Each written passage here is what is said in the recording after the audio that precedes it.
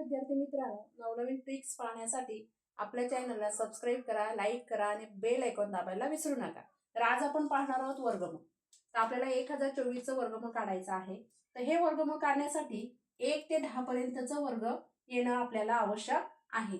तर बघा काय करायचं, तर आपल्याला ह्या 1024 चं वर्गमूळ काढायचं आहे। त्यासाठी पहिले ह्या दोन संख्या घेतल्या, तर याच्यामध्ये एकक स्थानी कोणती संख्या आहे तर 4 आहे। तर इथे आपल्याला जे वर्ग दिलेले आहे त्याच्यामध्ये 4 कुठे आहे ते बघायचं। तर इथे एक 4 आहे आणि दुसरं आहे 64 इथे 4। तर आता 4 चं वर्गमूळ किती आहे तर त्याचं वर्गमूळ आहे 2 आणि 64 चं वर्गमूळ किती आहे 8। आता बघा इथे 10 आहे, तर 10 पेक्षा लहान वर्ग संख्या कोणती आहे तर 9।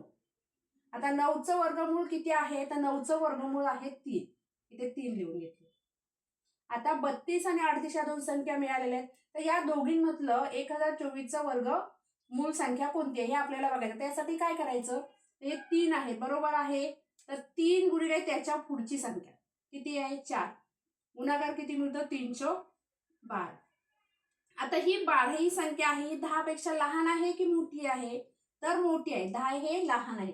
म्हणून काय करायचं, तर इथे लहान संख्या कोणती आहे 32। हे 32 घेतले म्हणजे 1024 चं वर्गमूळ किती मिळालं आपल्याला 32 मिळालं। अशा प्रकारे आपल्याला वर्गमूळ काढता येतं। आता दुसरं बघूया, इथे दिलेलं आहे 6241। याचं वर्गमूळ किती आहे, मग पुन्हा ती ट्रिक वापरायची। 41 घेतले, एकक स्थानी संख्या कोणती आहे 1। आता 1 ते 10 मध्ये 1 कुठे कुठे बघा, तर 1 चा वर्ग किती आहे 1 आहे आणि 8 चा वर्ग किती आहे, 9 चा वर्ग किती आहे 81, म्हणजे तिथे सुद्धा 1 आहे। आता 81 चं वर्गमूळ किती आहे 9 आहे आणि 1 चं किती आहे 1 आहे। आता शिल्लक काय राहिले आपल्याकडे 62 बरोबर आहे। तर आता 62 पेक्षा लहान वर्ग कोणता आहे बघा, लहान कोणता आहे 49। 49 चं वर्गमूळ किती आहे 7, म्हणून ते 7 घेतले, इथे सांगितले।